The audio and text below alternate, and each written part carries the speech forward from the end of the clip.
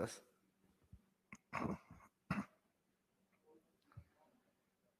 Prepárate para cortar 1 libra de carne, pero ten cuidado de no derramar ni de quitar de un anarme más del peso estipulado. Se dice falsamente que el INE tiene dinero suficiente para realizar la revocación de mandato de acuerdo con las exigencias legales. Para ello, se propone incluso imponer reducciones salariales a sus 17,000 trabajadores, en especial a los consejeros. Démosle un poco de aritmética al planteamiento. Si un consejero renunciara al 50% de su salario, como se ha planteado, se requerirían 3,566 años para reunir los 3,830 millones de pesos necesarios para el proceso de revocación. Pero los consejeros son 11. Así que si todos lo hicieran, ese tiempo se reduciría a tan solo 324 años. Y si las 11 renunciaran no al 50, sino al 100% de su sueldo, serían necesarios 162 años para reunir los recursos financieros requeridos. Pero son más los que ganan salarios elevados. Pues bien, si todas ellas donaran todo su sueldo de un año, apenas se cubriría menos del 3% del costo de la consulta.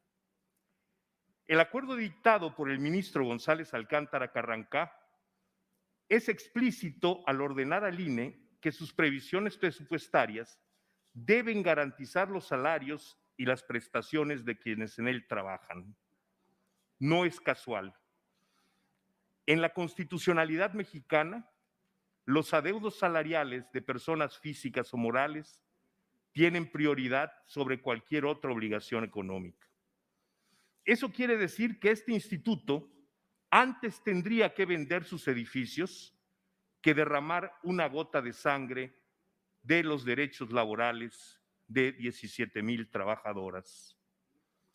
Una parte sustancial de estos derechos es, por cierto, limitar las horas de trabajo exigibles a 48 horas a la semana. De eso depende, decía ya en el Congreso Constituyente Heriberto Jara, la libertad misma de quienes viven de su salario y no solo su nivel de ingreso.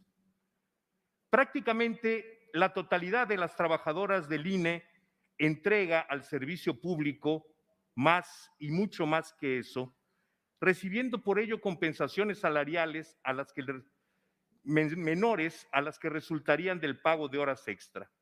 Los consejeros, desde luego, no reciben estas compensaciones. Estamos ante no otra cosa que el estrangulamiento financiero de la autoridad que a lo largo de 24 años ha garantizado elecciones libres a la nación. No se trata de un mecanismo novedoso, por el contrario. Cuando tan temprano como en los años 60 y 70 algún partido opositor lograba el reconocimiento de un triunfo electoral, la trituración presupuestal de los electos se ejercía implacablemente. Así pasó cuando en 1967 Víctor Manuel Correa Rachó ganó la alcaldía de Mérida y cuando en 1972 Alejandro Gascón Mercado logró lo mismo en Tepic. El grotesco fraude electoral de la subsiguiente elección de gobernador tuvo en ambos casos sus cimientos en esos despojos. No se trata de un mecanismo novedoso, pero lo alarmante es que hoy se use en contra de la institución custodia de elecciones íntegras construida por la sociedad a lo largo de 4 décadas de lucha. Quien crea que asfixiar presupuestalmente al INE sirve a la austeridad, yerra. Quien desde fortunas amasadas al amparo del poder lo exige, hace gala de cinismo. Quien crea que con el presupuesto aprobado se puede realizar una consulta de revocación con las garantías que la ley da a la sociedad, se equivoca.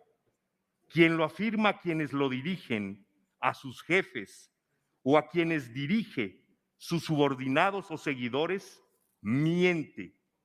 Quien pretende imposibilitar una revocación de mandato íntegra con el fin de devaluar las elecciones y aniquilar al INE, traiciona a la democracia y a la República.